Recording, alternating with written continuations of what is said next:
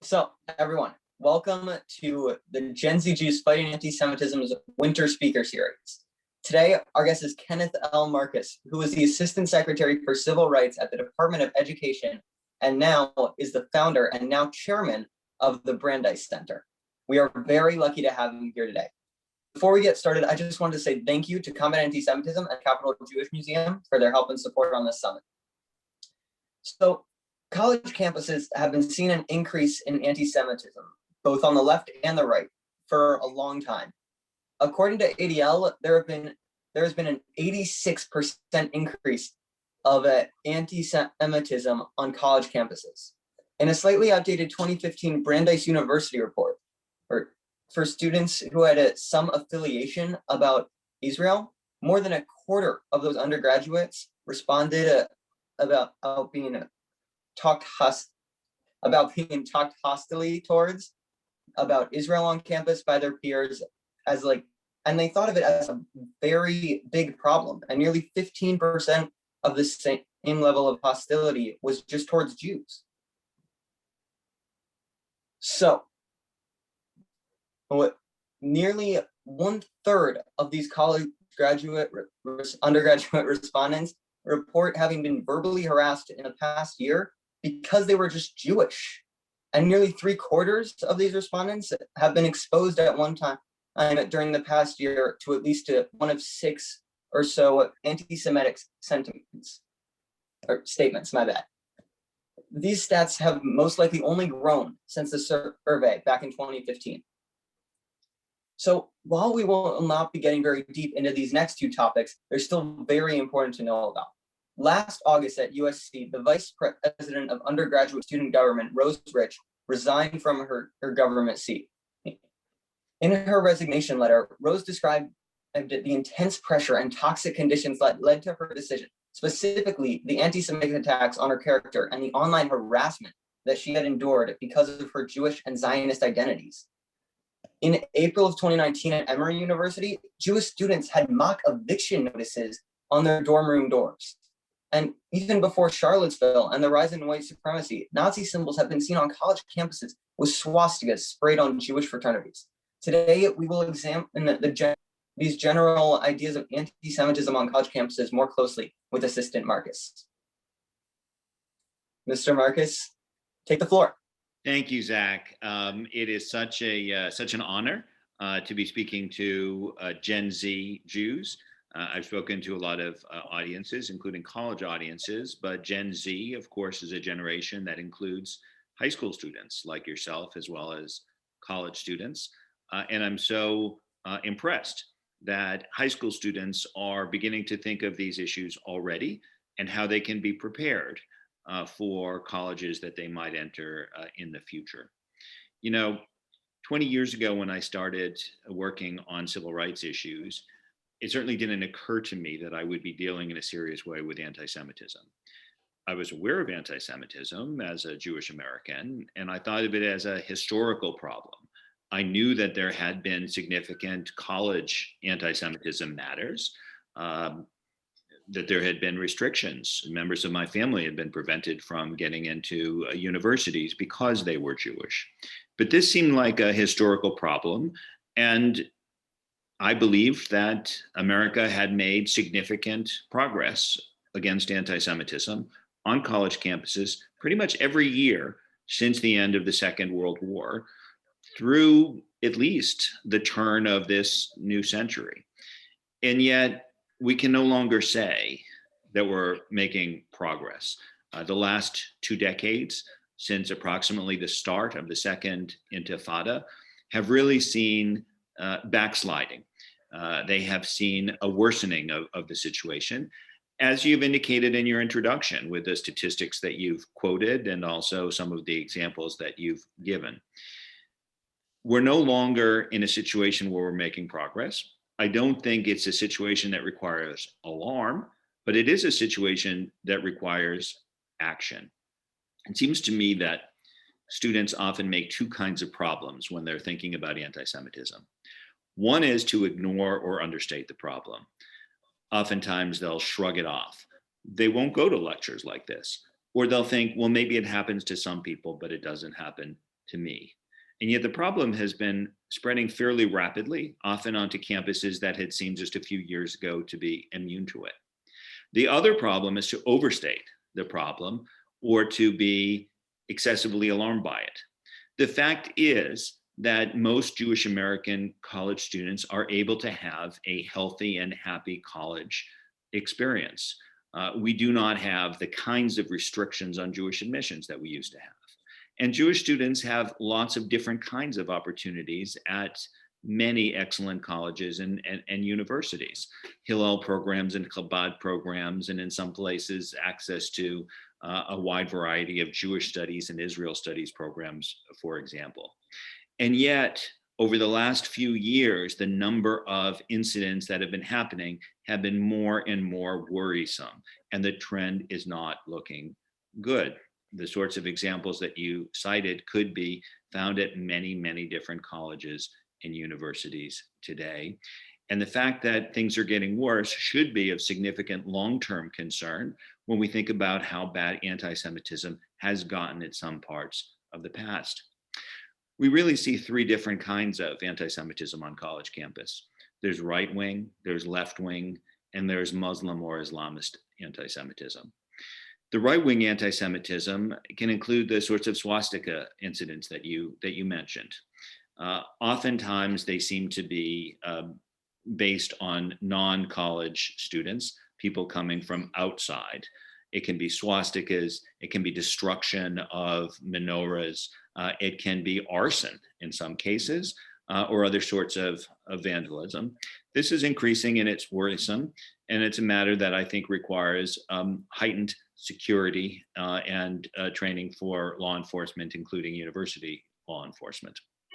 But the left wing and Muslim anti-Semitism often focuses on Israel or Zionism, sometimes as a pretext for focusing on Jews, and sometimes as a focus of traditional anti-Jewish defamations. So for instance, we've seen the so-called blood libel used in discussions of Israel. That is the medieval slur in which Jews were accused of using the blood of murdered Christian children for ceremonial purposes. This slur in medieval times inevitably led to murder of Jewish people throughout Europe. And here again in the United States, we will sometimes see versions of the blood libel that are used in conversations and debates about Israel, often followed by targeting of Jewish students for some sort of abuse. There are different sorts of situations in which we see it a lot. The most well-known might be the so-called BDS, or boycott, divestment, and sanctions movement. That's where anti-Israel groups will form in order to try to boycott or divest from the university's relationship with Israel. That too often becomes an excuse for anti-Jewish stereotypes and defamations. But whether it does or it doesn't, it is based on treating Israel different than any other country in the world. When double standards are used for Israel, or where Israel is delegitimized or demonized, oftentimes what we're thinking of is something other than just political dispute. These are ancient anti-Jewish approaches that are simply adopted in the modern age in a fight against Zionism. It's not political only. It is, in a sense, an attack on an aspect of Jewish identity, and it is a serious harm to Jewish students. But there are other aspects that we're also seeing increasingly nowadays. One of them is anti-normalization, efforts by usually left-wing organizations to exclude pro-Israel campus organizations, or to exclude Jewish students who refuse to disassociate from Israel. So one might see, for instance, a Know Your Rights event in which students are told they can't participate if they are associated with Hillel or other Jewish organizations. Many Jewish students are politically progressive, and may want to involve themselves in social justice activities on campus. But frequently, those students are specifically being excluded unless they are willing to disavow an aspect of their Jewish identity. This anti-normalization and exclusion is happening in many colleges and universities and is especially harmful to Jewish students who are, in a sense, made to decide what aspect of their Jewish identity they want to express. Other students are able to fully express their identity. Jewish students, not always. Another thing that we find frequently is silencing or censorship, and it's very closely related. It's Jewish voices not being heard, being silenced. It may involve refusals to invite Israeli or pro-Israel speakers to campus, or if Jewish organizations invite Israeli speakers, sometimes the speakers are heckled or otherwise prevented from speaking. Sometimes Jewish students are silenced in various ways. For instance, told that they can participate in student government. You mentioned the Rose Rich situation, but she's not the only one. There have been a few situations in which Jewish students have been accused of bias if they support the Jewish state. This is not bias. This is an aspect of their Jewish identity as they see it.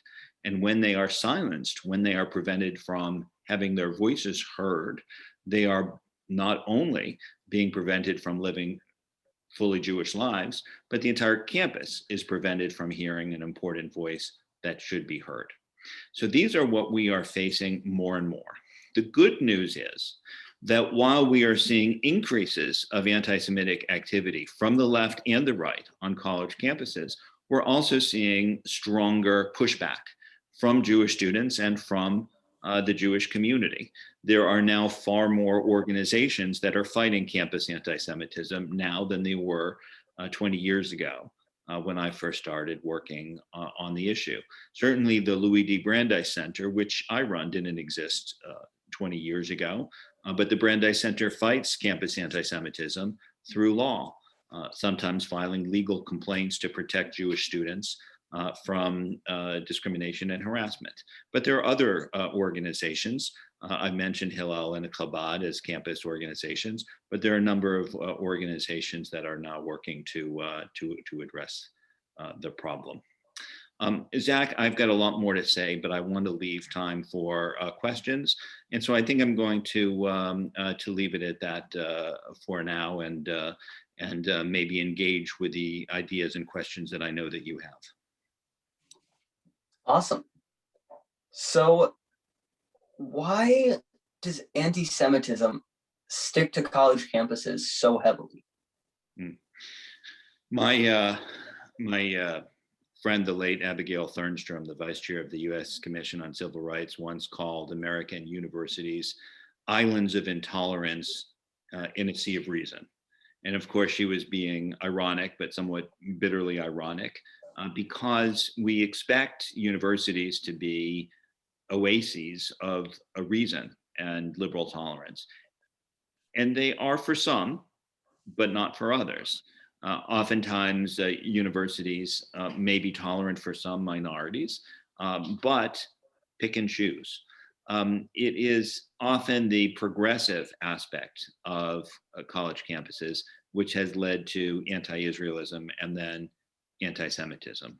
In some cases, it might be the desire of progressive faculty members or students to side with what they perceive to be the less powerful.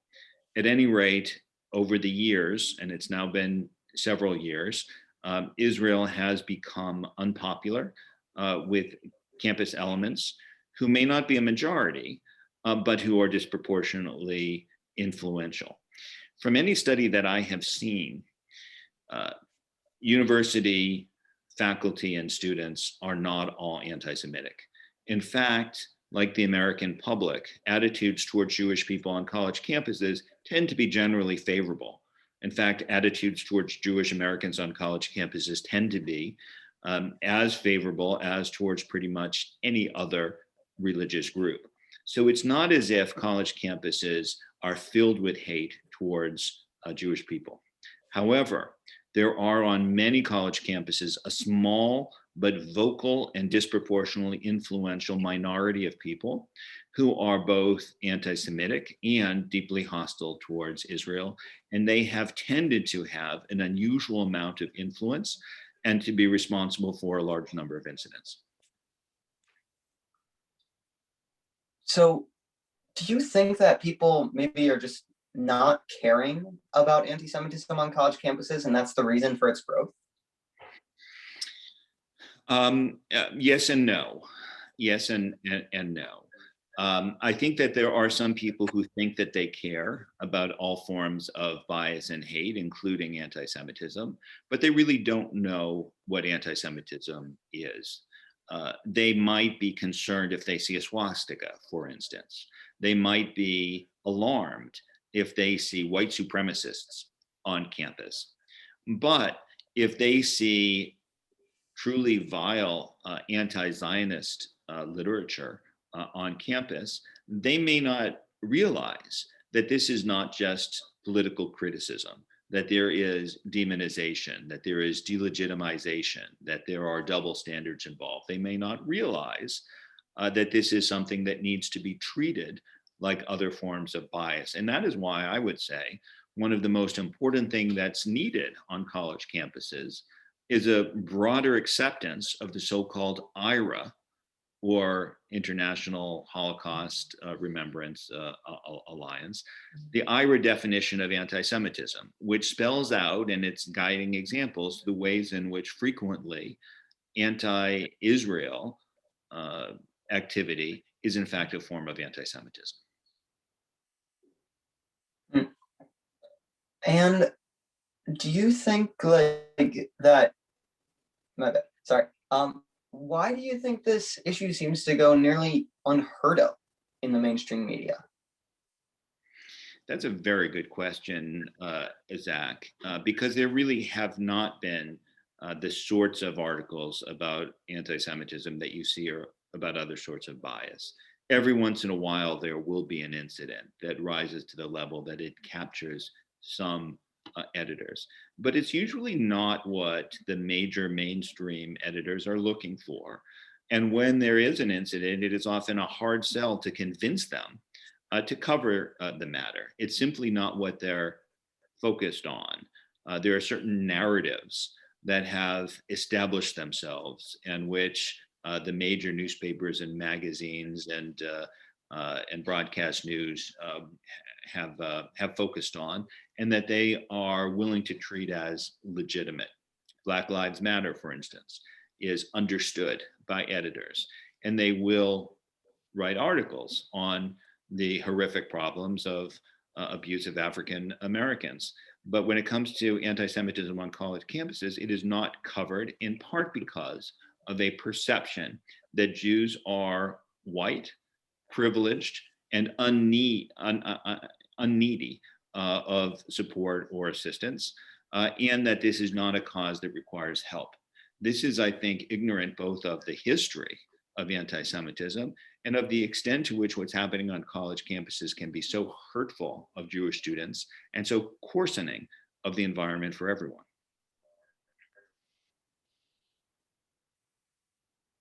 And just to our audience, just know that the Q&A section is completely open. We would love to have questions coming in from the audience. So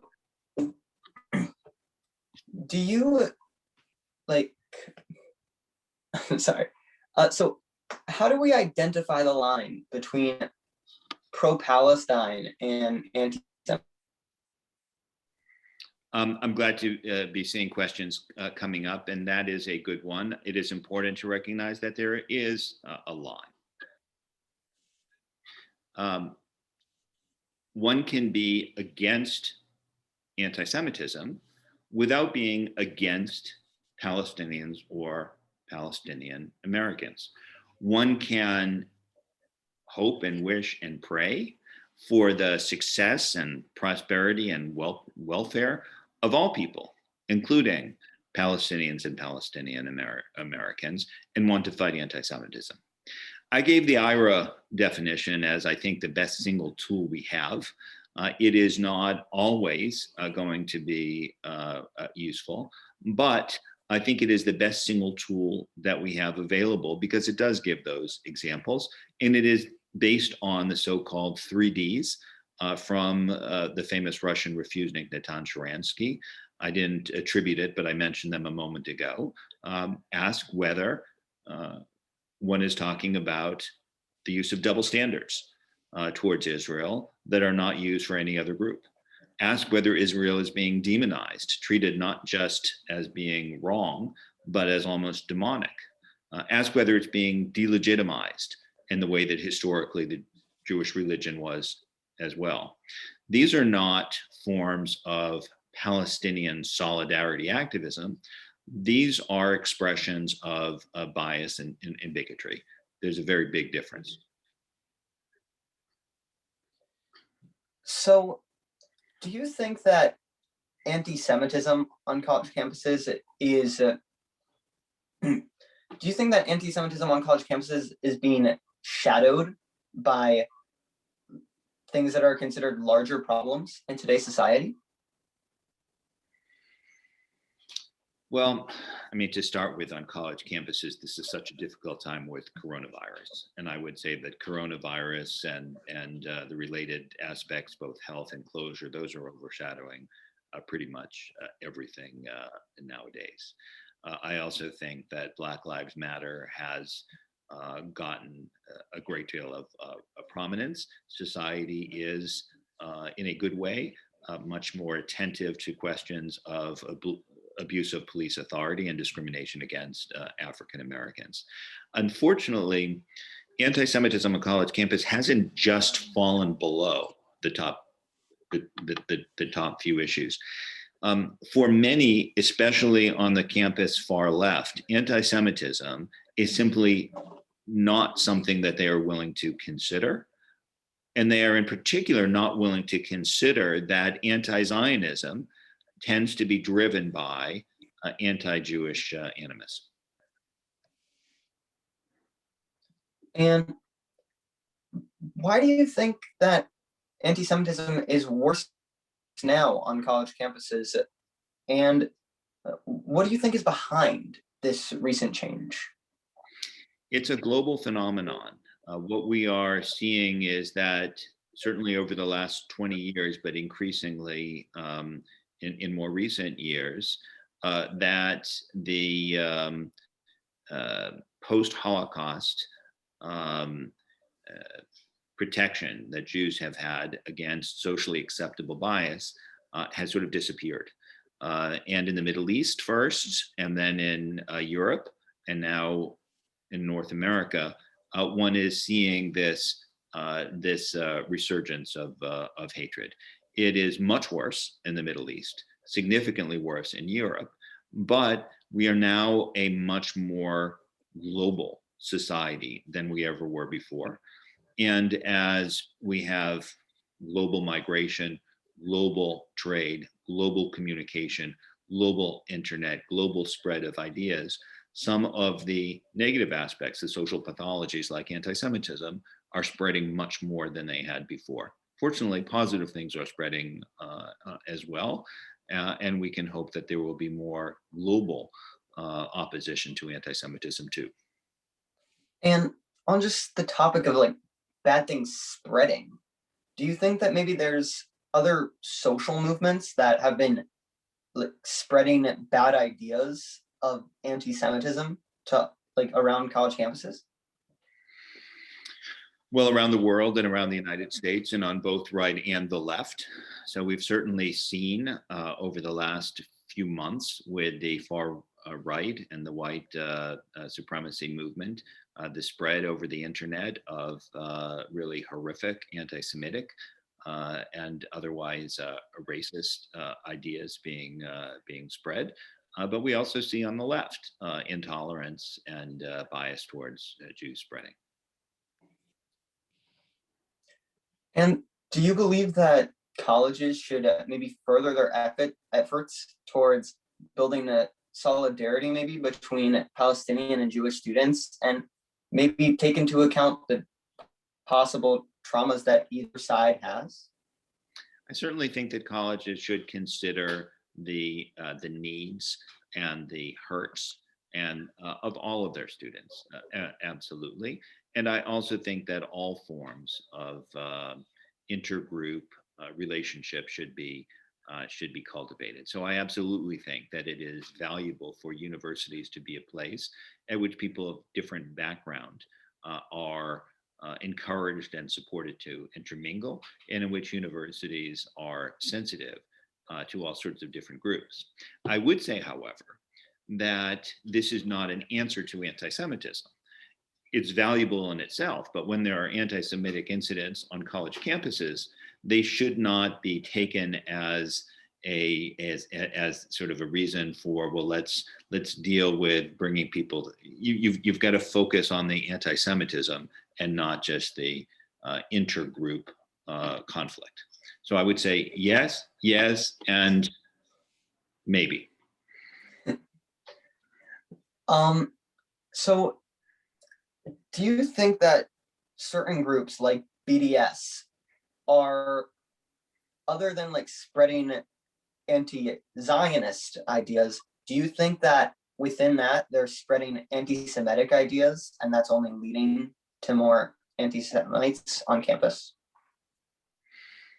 I'm sure there's some of it in any social group.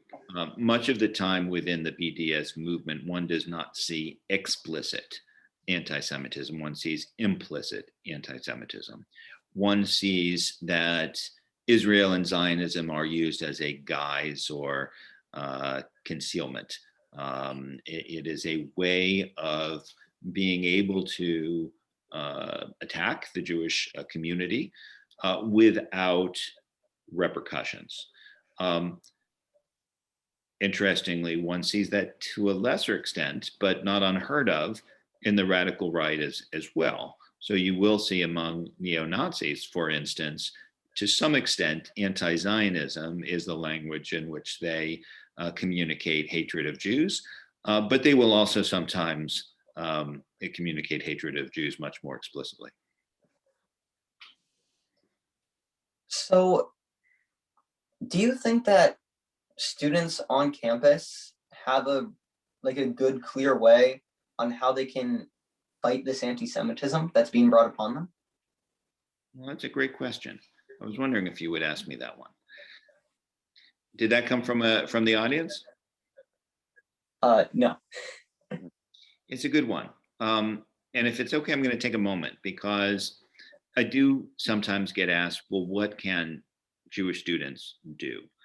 And it's a difficult question, because it's one thing for adults to tell them to do something, and it's another thing for the students themselves to take a greater risk in taking on the fight. And I'll tell you, I have enormous, enormous respect for those who have the courage to speak out. And I know that not everyone does. So what I would say is that there are several things that I would suggest for those students who are thinking of responding in a significant way to what they see on campus. First recommendation I would have is maintain the moral high ground. I see students all the time who are pulled into battle by those who are really not of a high moral stature. And I think it's always important to maintain your sense of who you are, what you believe, and what you stand for. And that's not just the Jewish community, but it's also your values. Perhaps you would see them as your Jewish values. I would say start with that and make sure that in the heat of argument that they don't get lost. Second, I would say stay safe. Physical safety isn't always an issue in these campus conflicts, but sometimes it is. And we have seen Jewish students being punched and injured and taken to the hospital.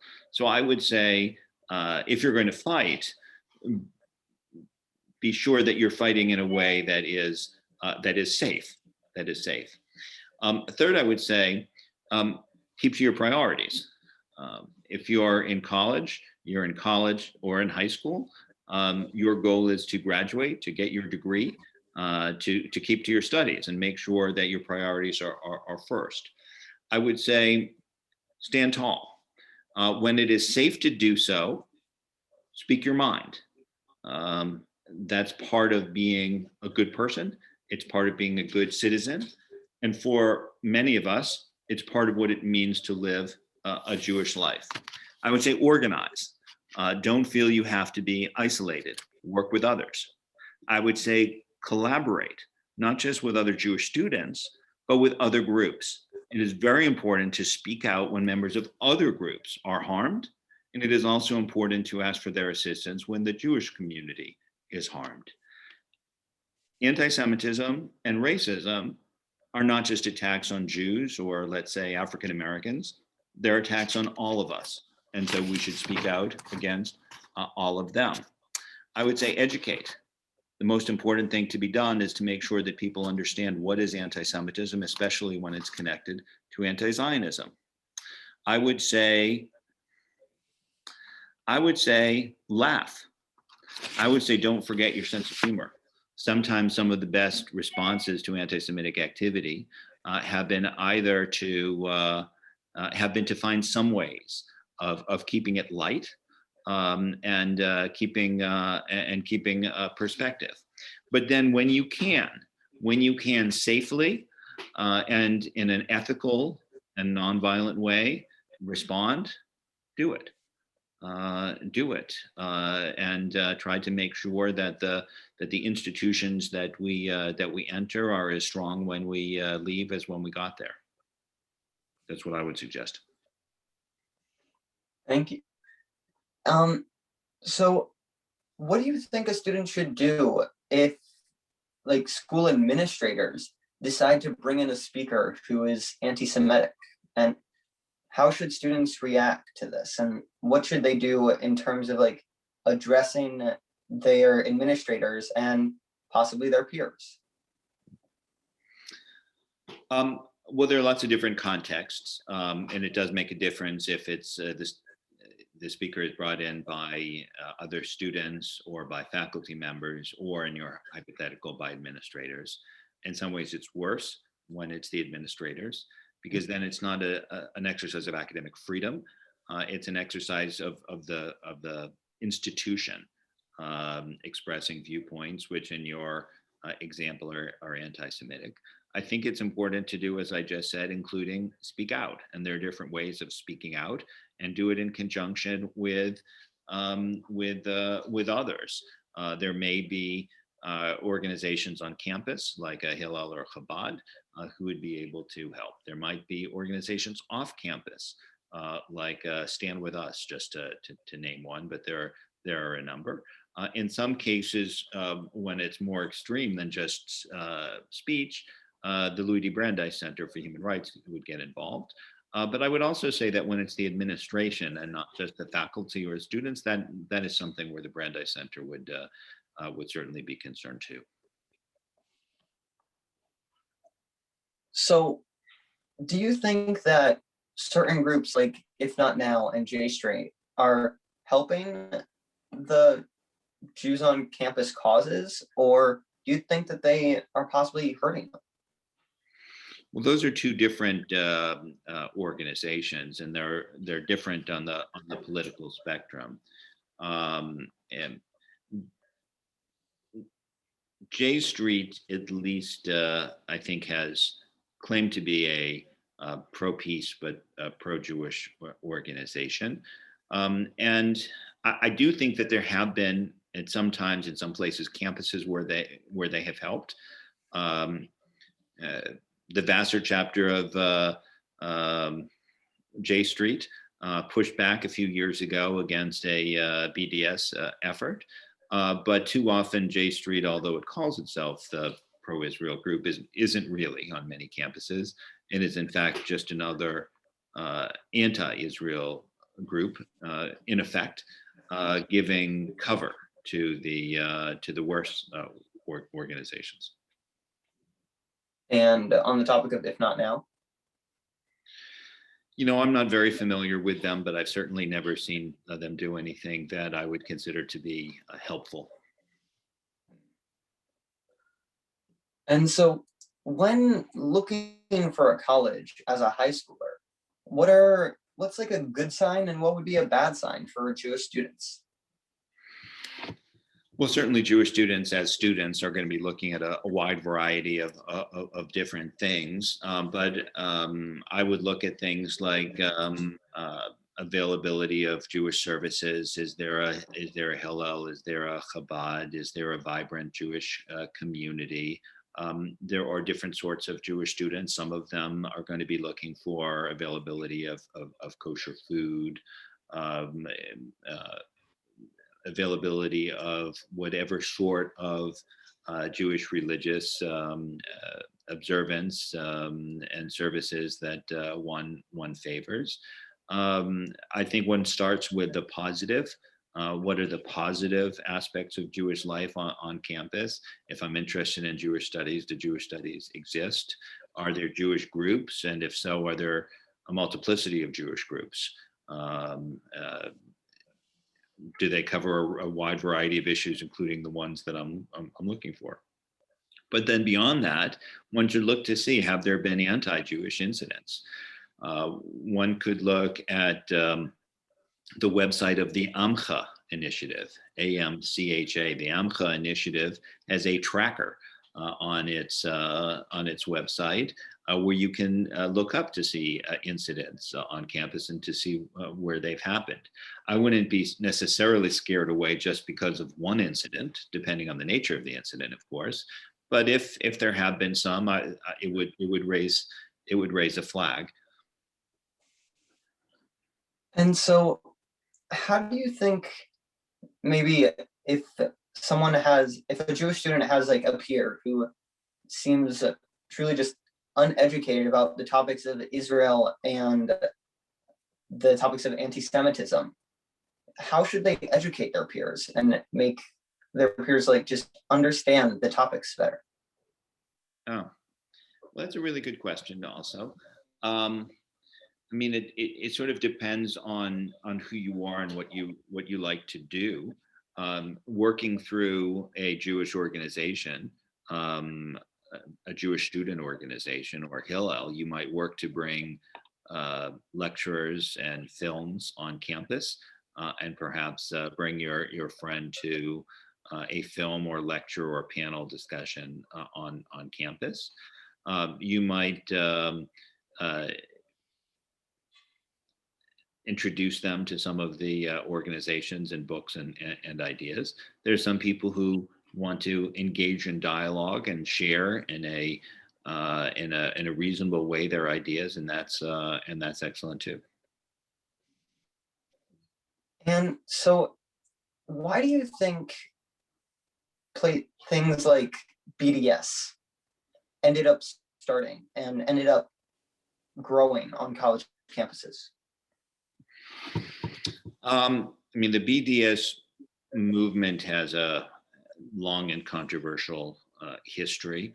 In a sense, they will say that they emerged from a call from Palestinian civil society to boycott Israel for certain specified goals that they have.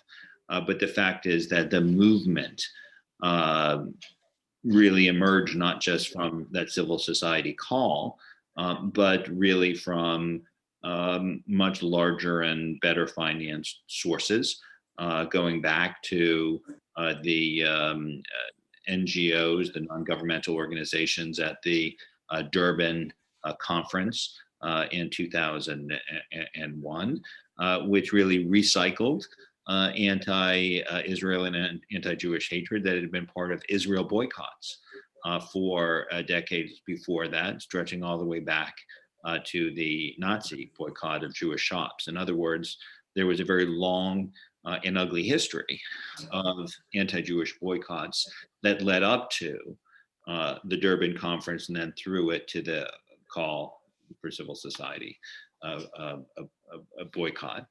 And it's very much international. It's very much driven by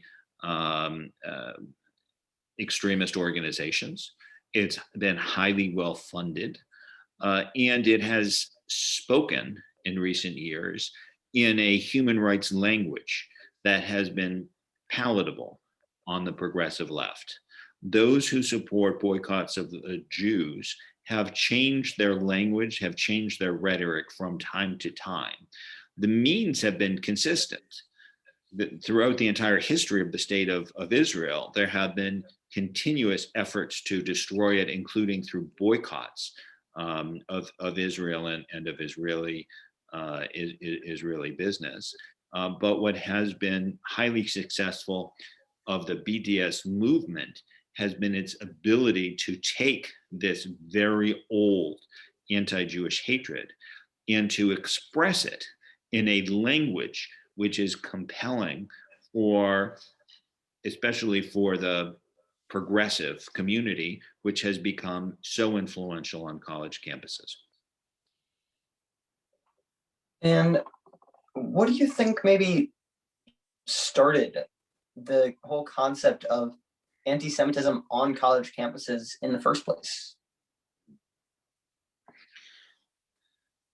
Well, that certainly goes back a long time. In the United States, I think that we saw a first significant wave of anti-Semitism during the period when Jewish enrollment started increasing significantly in the 20s and 1930s. This was at a time when I think influential white Protestant people were starting to see their children rejected from highly competitive colleges that had really not been so competitive before. But they saw a wave of Jewish immigrants who were taking their places. So I think that it was really more the 20s, the 30s or so, where the rise of the Jewish student population because of immigration first led to that friction. So that was then. We then had really continuing problems of different sorts, tapering down over the decades, but never entirely going away. Now, with that still in the background, we have the emergence of the progressive anti-Semitism that, as I say, has been building since the onset of the Second Intifada.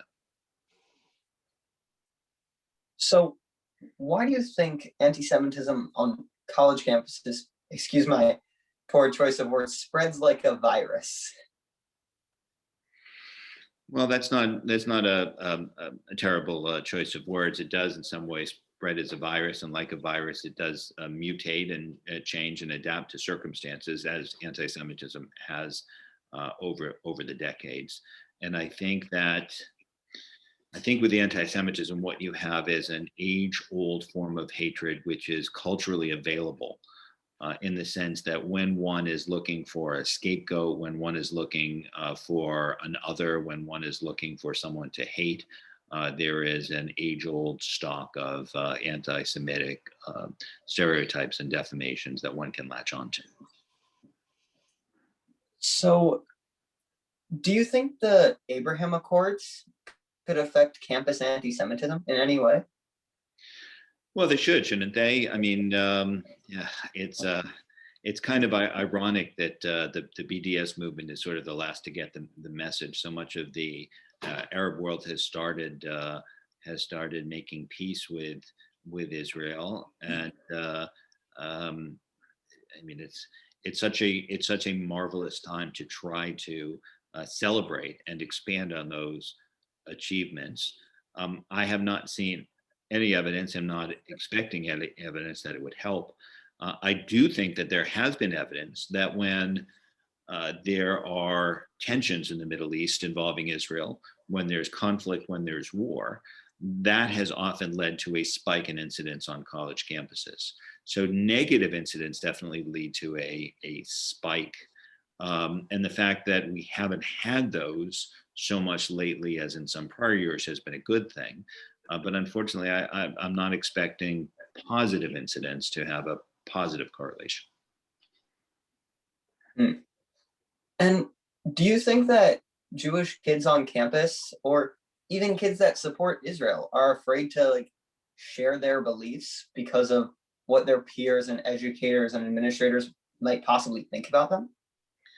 Well, some are, and I can't blame them because the fact is their professors are too. I mean, you would be surprised at how many professors one sees who are afraid to express their views. And you might, as a student, think, well, why would a professor be scared to express their views? It's not as if anybody's going to mark them down on their paper. It's not as if they're going to be, punished in the way that a student can be punished by a professor. And yet, the professors all have their concerns. There are younger, untenured professors who are afraid to speak out before they get tenure. Then they get tenure and they think, well, I can't speak out for Israel and the Jewish community because I'm still an associate professor and I want to make full professor, and that's never going to happen if I speak out. Then they make full professor, and then they think, well, this is great, but I certainly can't rock the boat now.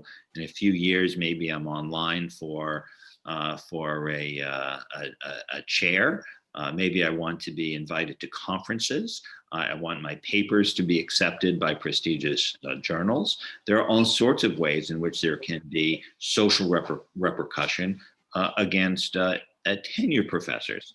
So what I've seen is that among professors, it's rare to see younger or even mid-career professors who have the courage to speak out before they go senior. They retire and then sometimes have the courage to speak out.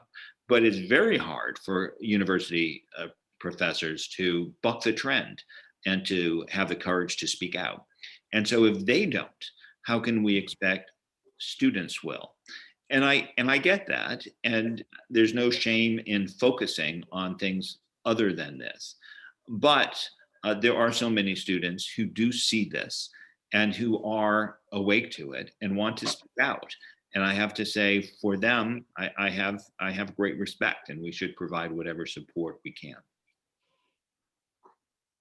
And do you think that maybe there's a sort of public school indoctrination of some sort that could lead to maybe more kids hating Israel and being anti-Semitic on campuses? I think that there are all sorts of levels, all sorts of ways in which the indoctrination happens. Just to give one example, um, Middle East Studies programs under Title VI of the Higher Education Act were largely created in order to provide a pipeline of uh, young college graduates who have language capabilities that would help them in the Foreign Service or in national intelligence.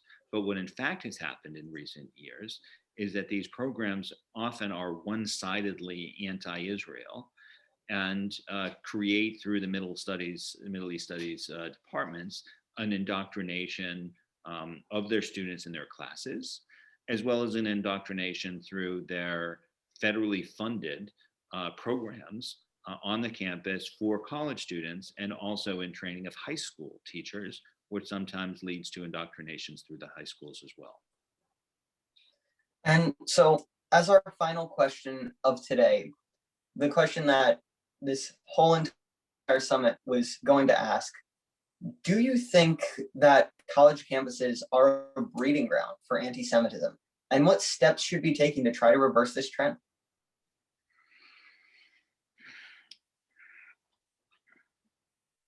As I said from the beginning, I don't want people to be overly alarmist. And words like breeding grounds often create an impression that there is nothing but anti Semitism on college campuses, when in fact, most college and university campuses have a wealth of healthy opportunities for Jewish students. And yet at the same time, I have to say, yes.